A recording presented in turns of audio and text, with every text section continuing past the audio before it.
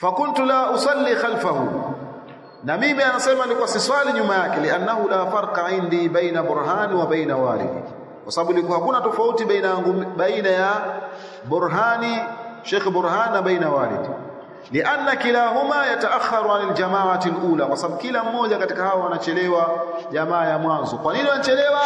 Kwa sababu ndani yake paliungana pakawa kwamba kuna madhahibu tofauti tofauti. Wapo watu wa Kishafi na wapo watu wa Kihambali, yani kwa maana likawa limejitokeza jambo hilo. Na maelezo yake maana yake anasema fil ahdi Uthmani, katika zama za Uthmani, kana yusalli al-imam al-Hanafi qabla al-imam al-Shafi sawa'un fi al-masjid al-akbar masjid Umawi au fi ghayrihi min al-masajid kamasajid at-Tauba hadha. Thumma lamma tawalla ri'asatu جمهورية سوريا الشيخ تاج الدين الذي هو ابن شيخ بدر الدين المعروف بأنه كان محدثا في عصره، فهو بالنظر إلى أنه كان الشافعي المذهب، فأصدر أمره السامي بأن يصلي الإمام الشافعي قبل الإمام الحنفي، kwamba wakaeka msikitini kwanza waswali watu ambao wako katika madhhabu ya Kishafi kabla ya madhhabu ya nini ya Kihanafi. Kwa maana akawa anakwenda katika mfumo huo, msikiti mmoja, tumefahamu. Kwa hiyo ikawa katika msikiti mmoja kunasimamishwa jamaa ngapi? Jamaa mbili, umefahamu. Fakana al-imam Shafi yusalli qabla Burhan al-Hanafi, kwa hiyo ikawa sasa yule imamu wa Kishafi anaswali kabla ya Burhan al-Hanafi. Falamma tafaqqahtu ana, ndo hapo aliposema mimi nilipokuwa nimetambua, wa araftu, na nikatambua anna jamaata thaniya la asla laha fi sunna, kwamba jamaa ya pili haina asili katika sunna. Sirtu usalli waraa al-imam Shafi, kwa hiyo mimi nikaa naswali nyuma ya imamu wa Kishafi, umefahamu. Kwa hiyo akawa naswali, kwa sababu wale adhana kishasomwa mwanzo wanaswali jamaa ya nini, jamaa ya Kishafi, na jamaa inaswaliwa msikitini, alisha baadaye inakuja jamaa ya kinini, ya Kihanafi.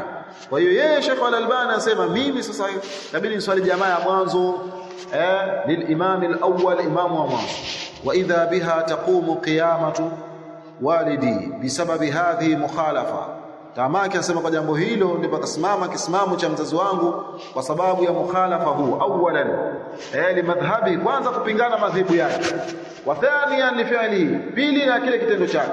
Fa inna, manaki kwamba kupingana kwenda kinyume, kwanza kwenda kinyume na madhhabu yake, lakini la pili vile vile kukhalifiana na kitendo chake. Kipi? Fa innahu yataakharu li yusalli ma al-imam al-Hanafi al-Burhani, kwamba yeye anachelewa kuswali ili ajeswali na nani?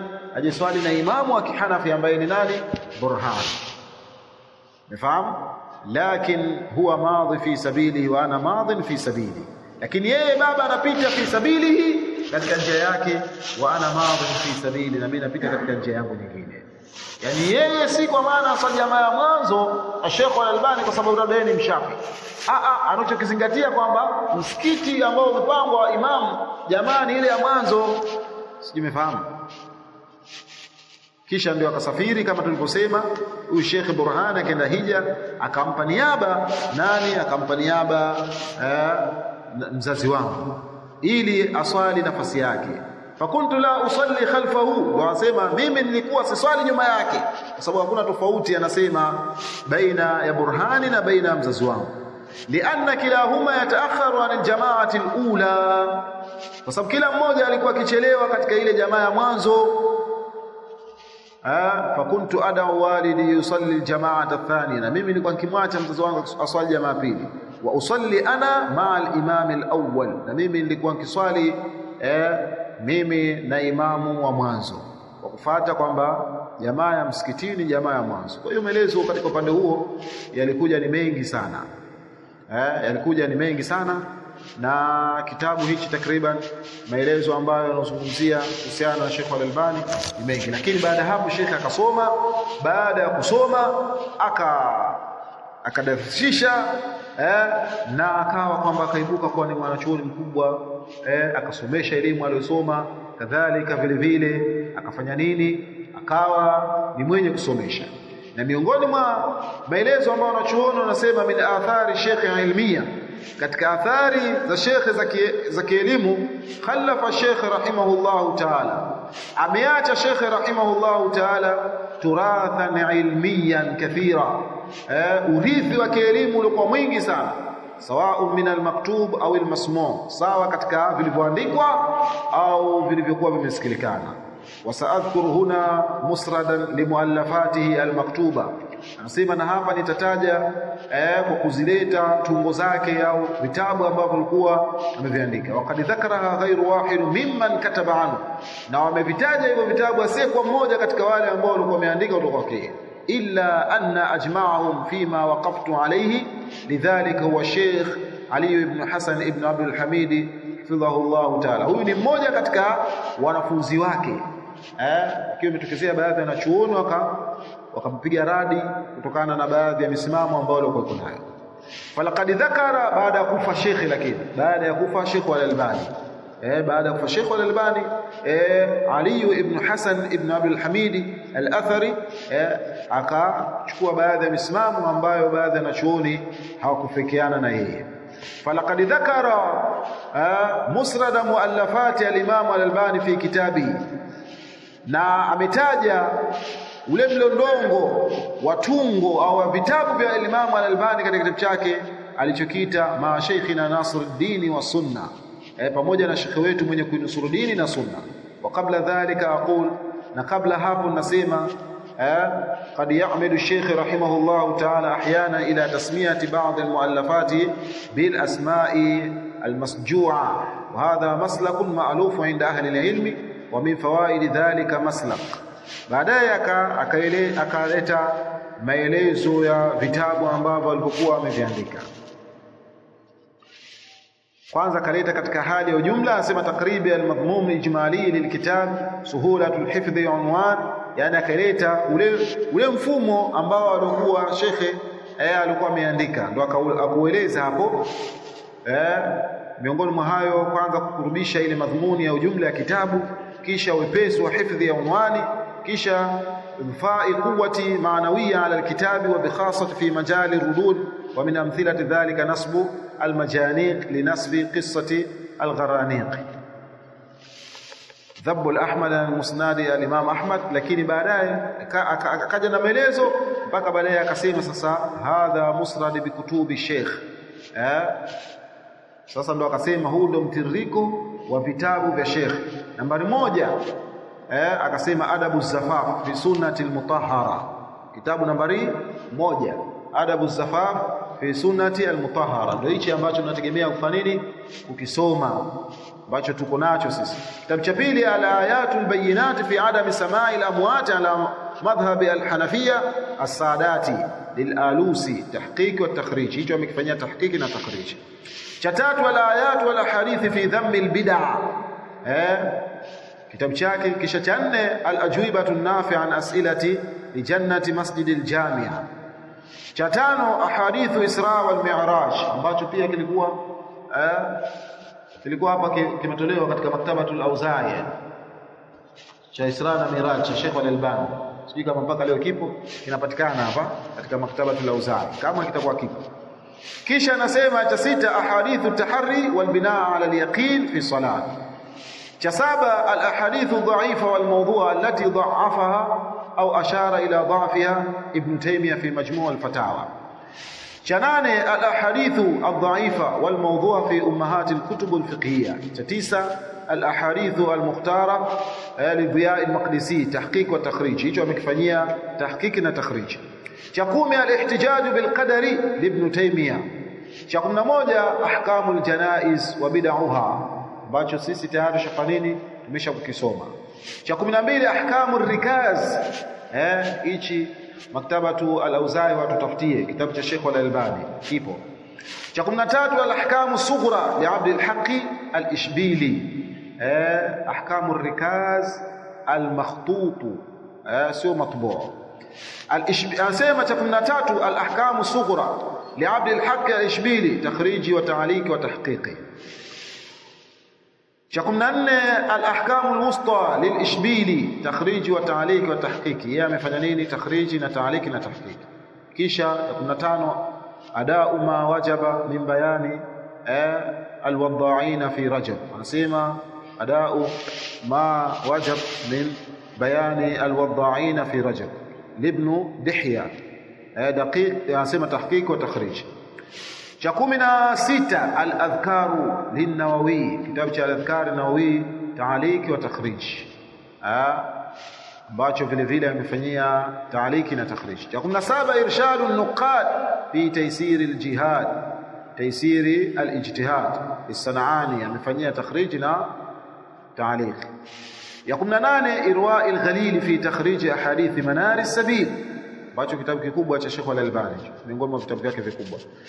Cha 19 izalatu ad-dahsh wal-walah an al-mutahayyir fi sihhati hadithi ma zamzam lima shuriba lahu, fanyia takhriji izalatu ash-shukuki an hadithi al-buruq, ambacho kitabu amekiandika Sheikh Al-Albani kinachoondosha mushkil kuhusiana na hadithi ya kuporomoka, ambacho baadhi ya watu wanasema kwamba ukiporomoka unafikia nini? Kwanza unafikia magoti. Sasa amewapinga katika hilo.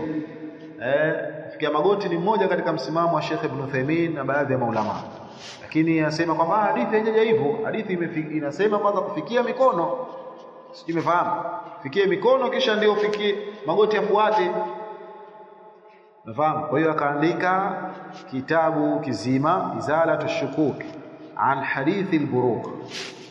Sasa sijui kama kishachapishwa au bado, lakini mpaka anakufa bado kiko makhtut, yani kwa maana kiko katika kuandikwa kwa hati zake za mkono. As'ilatu wal ajwiba pia makhtut. Asbabu al-ikhtilaf lil-Humaydi takhrij pia ni bado hakijachapishwa. Asma'u al-kutubi al-mansukha min al-maktabati adh-dhahiriyya, islahu al-masajidi min al-bid'i wal-awa'idi lil-Qasim takhrij wa tahqiq. أصول السنة واعتقاد الدين للحميدي تحقيقي. إغاثة الأحفال من مصائد الشيطان لابن القيم تخريج. اقتضاء العلم العمل، اقتضاء العلم العمل لخطيب البغدادي تحقيق وتخريج وتعليق. الإكمال في أسماء الرجال pia amekifanyia kitabu cha at-Tibrizi, kitabu cha at-Tibrizi amekifanyia tahqiqi. Al-amthal an-nabawiyya pia kitabu kingine cha 30 al-iman ibn Abi Shayba amefanyia tahqiqi na takhrij na ta'liq. Al-iman ibn Taymiyyah pia amefanyia ta'liq. Al-iman li Abi Ubayd al-Qasim ibn Salam tahqiq wa takhrij wa ta'liq, na vitabu vyake ni vingi sana, vitabu ni vingi sana. Sheikh ameandika al-Ba'ith al-Hathith fi sharh ikhtisar ulum al-hadith cha Ahmad Shakir amefanyia ta'liq. Bidayat sul fi tafdhil ar-rasul al-Izz ibn Abd al-Salam amefanyia nini? Amefanyia tahqiq wa takhrij. Bughyatul Hazim fi faharisi mustadrak al-Hakim baina yaday tilawa ta'sis al-ahkam sharh bulugh al-maram takhrij ad-Dimashqi li Abi Zur'a. تحذير الساجد من اتخاذ القبور مساجد. تحريم آلات الطرب. تحقيق معنى السنة لسليماني الندري تخريج. كذلك في الفيل تخريج حديث فضائل الشام والدمشقي. تخريج حديث كتاب مشكلة. في تخريج حديث أبي سعيد الخدري في السجود ساو. تصحيح حديث إفطار الصائم قبل الفجر. تعقيب على رسالة الحجاب. تعقيب المبعوث على رسالة السيوط. ترثوث akisha anasema ta'liki targhib ala targhib wa tarhib, amefanya ta'liki amesema at-ta'lik ar-raghib ala targhib wa tarhib. Targhib wa tarhib cha Ibn Mundhir. Ta'liki ala risala kalimati sawa. Vitabu Sheikh ameandika ambavyo vilikuwa vimeorodheshwa hapa vinafika vitabu vingi sana, manake takriban vinafika vitabu 218 na sitoweza kuvisoma vyote. Vitabu 218 vitabu vingi sana, vitabu vingi sana. Na kila kitabu unachoambiwa cha Sheikh Al-Albani maana yake yeye mwenyewe amekifanyia kazi. Hata ahkamu janaiz pia amefanyia talkhis. Ahkamu janaiz pia hijabul mar'a amefanyia talkhis hijabul mar'ati almuslima, lakini hakuwahi kuichapisha akafariki. Pia talkhis sifati salati nabii ambayo ipo. Tamamul minna fi ta'liqi ala fiqh sunna, tamamul minna fi ta'liqi ala fiqh sunna, tamami alminna fi ta'liqi ala fiqh sunna, ambayo amefika Kufa hajachapishwa. Yani kwanza kuna tamamul minna fi ta'liqi ala fiqh sunna ambayo hiyo imechapishwa imetoka.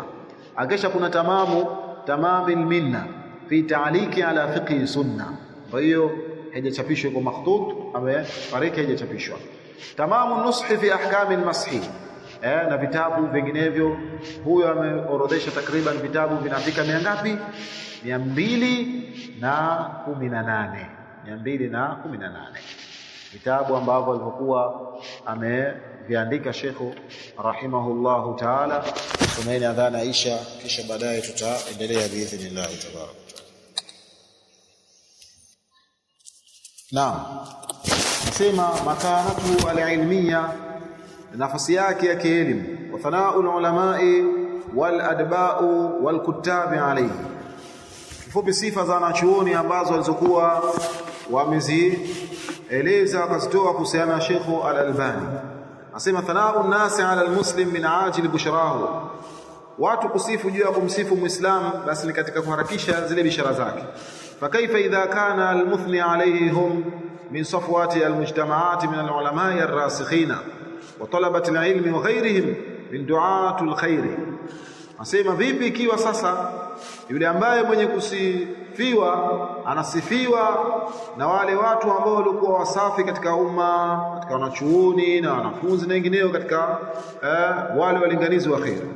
Wakana lilimam al-Albani rahimahullahu ta'ala nasibun kabir, kulikuwa kuna nafasi kubwa kabisa min thanai kathir, katika sifa ambazo zilikuwa nyingi, min ulaika, kutokana hao wanachuoni, wa mahabbatihim lahu insha Allah ta'ala, na wale mapenzi ambao walikuwa wakimsifu yeye huyo. ولعل هذا إن شاء الله تعالى من عاجل بشراه نظير ما خدم السنة كتابة ومشافهة وغير ذلك من جهوده المباركة.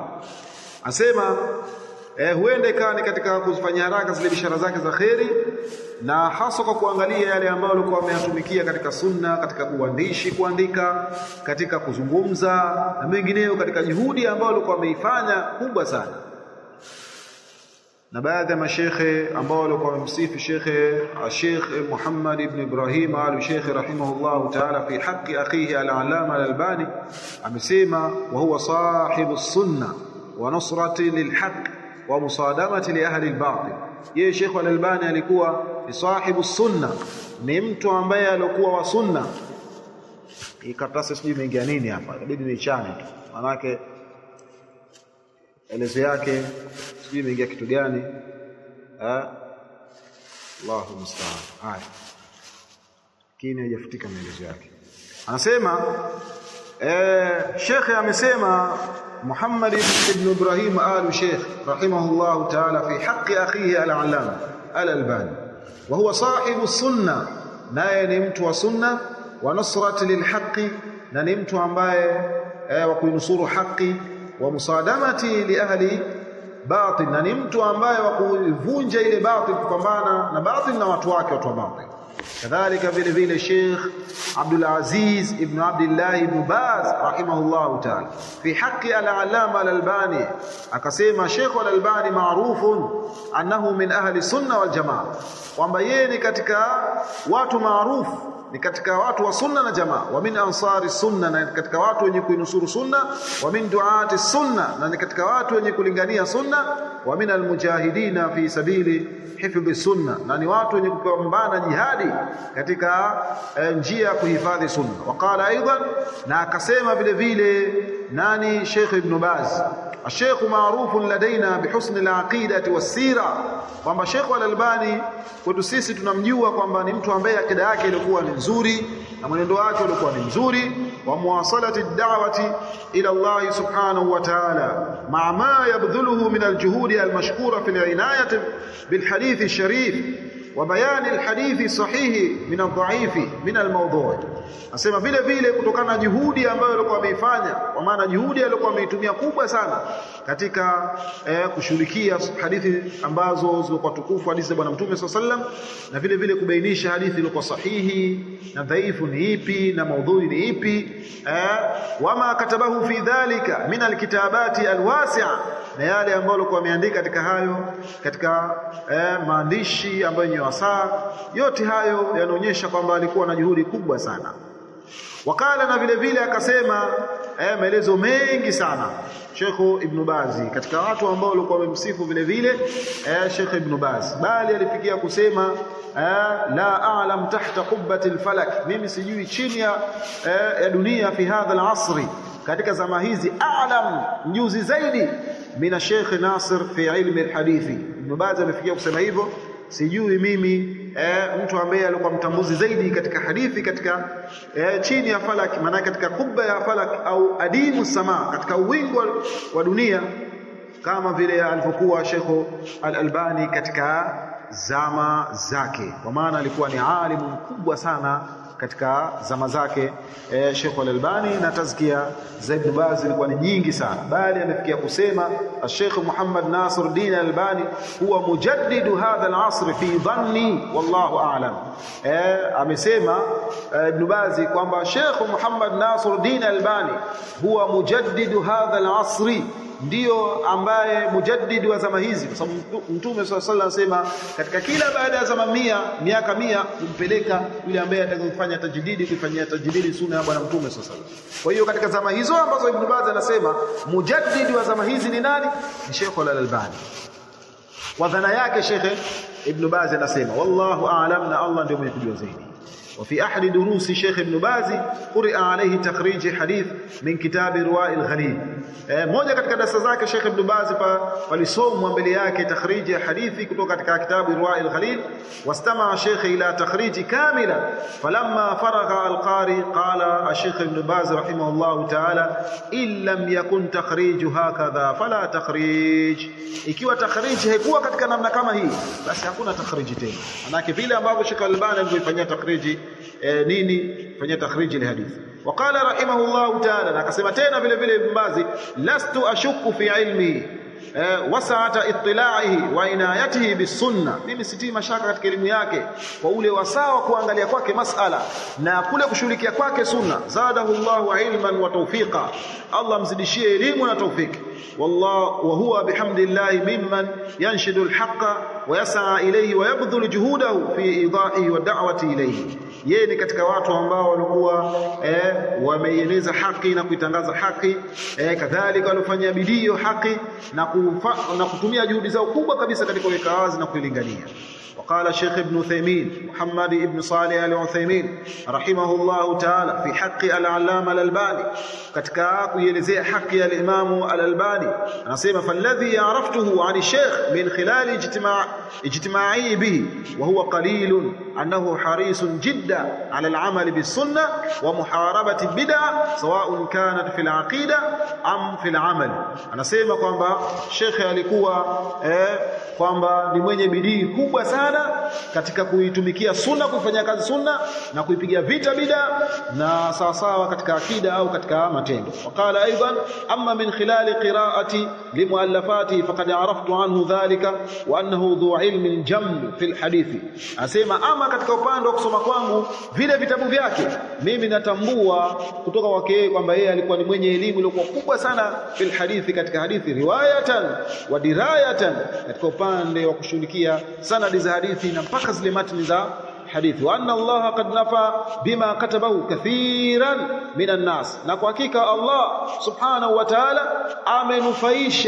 wanufaisha wengi katika watu bima katabahu, kwa yale ambao walikuwa wameandika Sheikh rahimahullah ta'ala min haythu al-ilmi wa min haythu al-minhaj, katika upande wa elimu na katika upande wa manhaj watijahi fi ilmi al-hadith, na katika upande wa kuelekea elimu ya hadithi. Wa hadhihi thamaratun kabira lilmuslimina, na haya ni matunda makubwa kabisa kwa Uislamu. walillahi alhamdu, na shukran zote za Allah subhanahu wa ta'ala. Kadhalika vile vile akamsifu tena akasema tawilul ba'i wasi'u ittila'i qawiyul iqna'i, kwa maana alikuwa na mkono mrefu sana kufanya bahthi na mwenye wasaa wa kuangalia masala kwa upana wake Sheikh rahimahullahu ta'ala.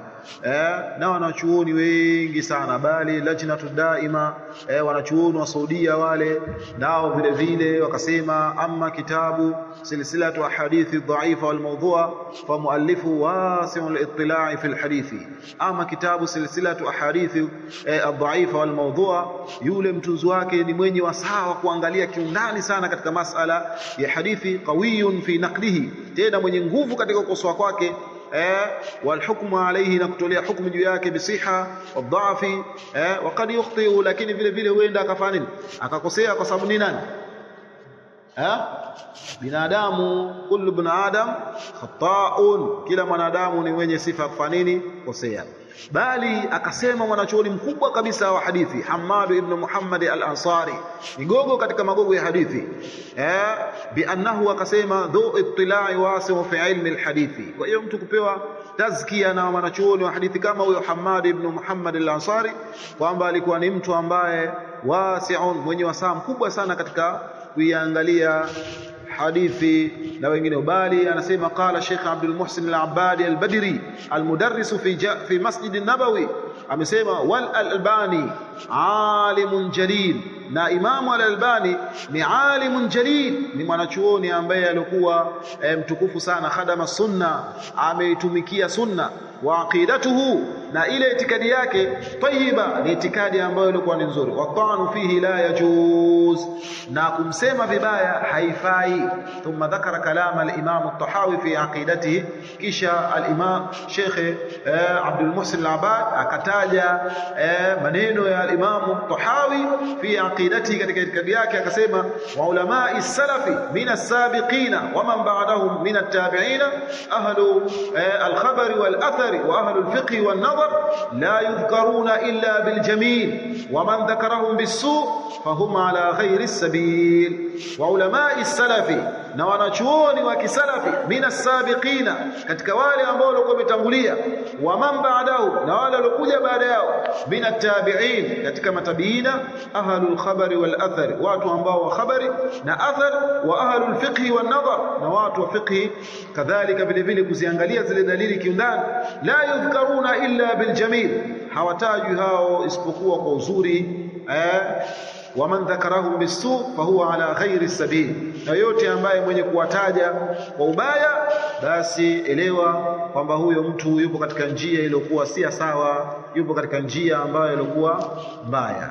Bali kuna thanau nyingi sana, na hatuwezi kuzimaliza thanau zote ambazo zilizokuwa zimekuja Sheikh alikuwa ameziweka katika kitabu chake hichi. Bali mtu akitaka kurudi, basi arudi katika kitabu hichi al-Imam al-Albani durusun wa mawaqifun wa ibarun. Kirudi katika kitabu hicho atakuta sira yake kwa urefu wake Sheikh al-Albani, na historia yake ni ndefu sana. Alitumikia elimu katika hali ambayo ilikuwa kubwa, na mpaka akaibuka akawa ni mwanachuoni mkubwa sana, na muda wake mwingi sana aliutumia katika jambo la kusomesha na kufanya bahthi zaidi na zaidi. Na hivi ndivyo ambavyo elimu inavyotaka mtu awe siku zote. Wewe unatakana uwe katika jambo la kusoma na kufanya bidii katika masala ya elimu, mpaka manake unaondoka duniani basi umeutumikia Uislamu katika hali ambayo ilikuwa kubwa sana. Wallahi hawa wanachuoni wameacha khairi kubwa sana, wameacha sadaqatul jariya kubwa sana. Kwa hiyo muombe Allah subhanahu wa ta'ala, na sisi tujalie tupite katika mapito yao, na tujalie tuwe ni wenye kusimamia dini yake na kusimamia amri zake katika hali ambayo Allah anaridhia, na atupe nguvu na atuondoshee kila hali ambayo inaturejesha nyuma, na atuwafikishe na atufanyie wepesi kila ambalo lilokuwa zito. Innahu waliyyu dhalika wal qadiru alayhi, wallahu a'lam. Kwa leo tufikeni hapo inshallah.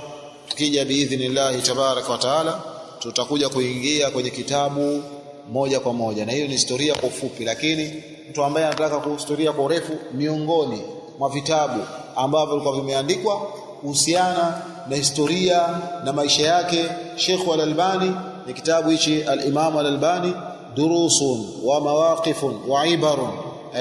Pia viko vitabu vingine, lakini nimeonelea nije na hichi kimoja tu kusoma historia yake, ambacho ndani yake kwamba kuna mengi na faida nyingi sana, mpaka faida za wanachuoni umuzimo. Manake ukisoma mpaka kuna siku Sheikh Al-Albani anapigwa simu katika majlisi yake, anapigwa simu kuna mtu anampigia simu anaambia kwamba Sheikh, mimi nimekuota kwamba uko pamoja na bwana Mtume sallallahu alaihi wasallam. Basi machozi pale Sheikh akamtiririka, akamtiririka. Baada ya kumtiririka hakuweza kuendelea tena na darasa, na simu akakata, akamwambia tutawanyikeni. Simefahamu. Sasa kama wewe hapo sijui inakuaje, unapigiwa simu kisha unaambiwa kwamba umeotwa kwamba uko pamoja na bwana Mtume, unafahamu mchezo na mie yani tena utatembea mabega juu, simefahamu, utatembea mabega juu. Sallallahu alaihi wasallam. Allah turuzuku ikhlas na turuzuku kufuata nyenendo za wema ambao walikuwa wametangulia. Walhamdulillahi rabbil alamin wa barakallahu fikum wa jazakumullahu khaira.